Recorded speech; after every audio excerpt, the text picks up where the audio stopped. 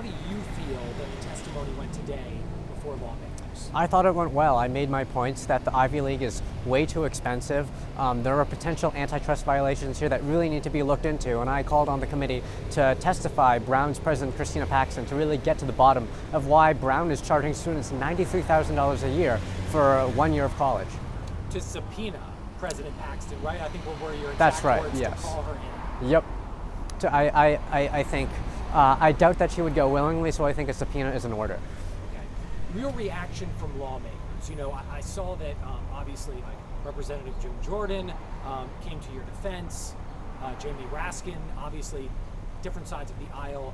There was some contention here, but I mean, your reaction to how lawmakers responded to not only your testimony, but what you were saying today. I think there was a positive response from both sides of the aisle. Both parties were talking about how the price at the Ivy League is getting out of control and how it's full of majority rich students. And I mean, this is something that we've been hearing from both sides of the aisle, and I think that's about right, because this is a bipartisan issue, that the costs of tuition are way too high, they're out of control because of the 3,805 administrators at Brown, and really I think that we need to start doing a better job, because it's the American dream that's at stake. An Ivy League degree has enormous potential to increase a student's earning potentials, and it's unfair that these aren't being allocated fairly. Representative Troy Nels, who wrote a letter to Brown on your behalf within, I think, the last month or 6 weeks or 8 weeks or so, showed up today. I know that there wasn't a ton of communication between the two when he wrote that letter. You didn't know that he was going to write that, and then he showed up today. I mean, what was your reaction to his support coming and also speaking to you and testifying today? Well, it came as a surprise, but I instantly recognized him when he came in, and I was happy that a supporter was here, because he, like you mentioned, he has written to Brown's president Christina Paxson to tell her to cut it out and drop the charges, and ultimately the charges were not dropped. I had to win it in a disciplinary hearing, but I won, and I'm grateful for his support and for raising awareness of this issue more broadly, that administrative bloat is pricing students out of the American dream. Talk to me a little bit about, from March, you sent the Doge-like email to these 3,800 or so non-faculty members of Brown, to now the beginning of June, and you are testifying before Congress to lawmakers I'm sure that you've seen either on X or just on social media in general, or that you follow.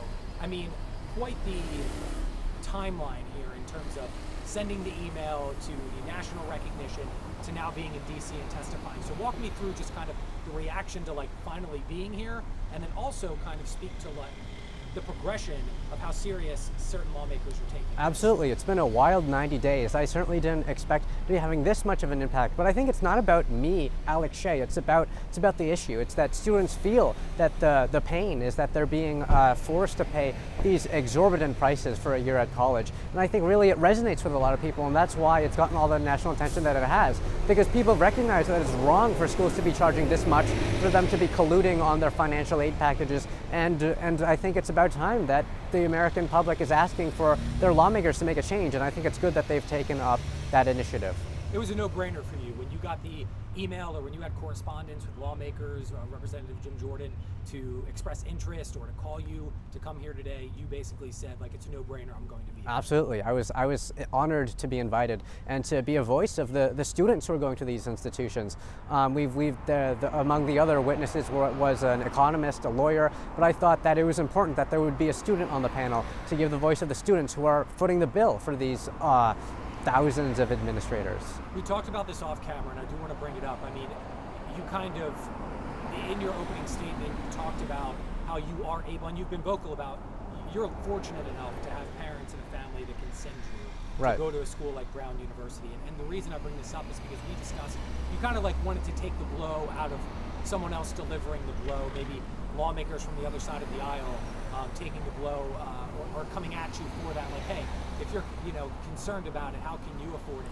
Did you feel like that was an important kind of precedent to set right off the bat, saying, I am someone that can afford to go, but I still feel as though it's not right? Absolutely, and I think that it diminishes the value of an Ivy League degree if it's really being, I think as I mentioned, the median family income of a student at Brown is $200,000 a year. Half the student body comes from the top 5% Americans. And I think it really diminishes the value of the Ivy League degree, because these days if you tell people you go to an Ivy League school, they think you must be really rich, not that you're smart or anything. And I think that is that for myself, is that people are going to look at me and say, hey, you went to Brown, you must be really rich. And I mean, they'll be mostly accurate. And I think that really it's time for a change, that an Ivy League degree, again, is a symbol of merit, of meritocracy, and not of coastal elites, proximity to the coasts, inherited wealth. None of these things should be determining factors in the American dream. Thinking back, you obviously left the hearing. Now it's been about an hour and a half. Is there something, as you like kind of recollect about what happened over the morning, that stood out to you about the hearing today, or someone's testimony, your interaction with a lawmaker or lawmakers? Was there a point that stood out to you, maybe among others?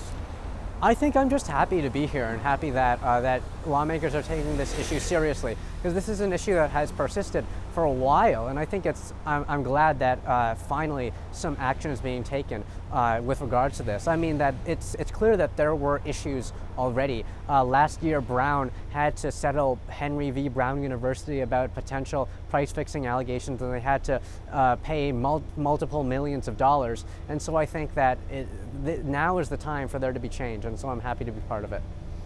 When we are talking about the future for you, and I know I asked you this, and you can obviously feel free to share what you want to share, but you were a sophomore this previous school year when the email was sent, and then obviously, as everything's been going on, now rising junior into next school year.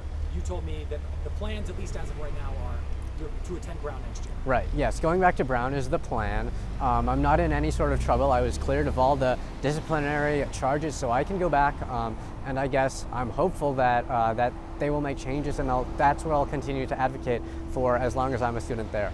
And that's what the next steps are going to be, I guess, even more specific. Taking the summer, doing what I know you're working here over the summer, but going back to school and continuing to advocate, continuing to send emails. I mean, what's kind of, do you Absolutely. have a plan? I mean, just continuing to, I'm a student journalist holding the, reporting on the administration and holding them accountable. I think that I called on the committee to subpoena Brown's president, Christina Paxson, and I think that I'm hopeful that the committee will take more action against the Ivy League cartel that is alleged to be price fixing in the coming months. And continue to potentially be in touch with lawmakers, not just Troy Nels, but it sounds like you've started to build relationships with like Representative Jim Jordan and with others here too.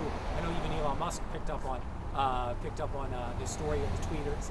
I don't know if you actually had contact with him, but continue to build those relationships. Absolutely. I'm happy to stay in touch and help out anybody, no matter what party, to make education in America more affordable.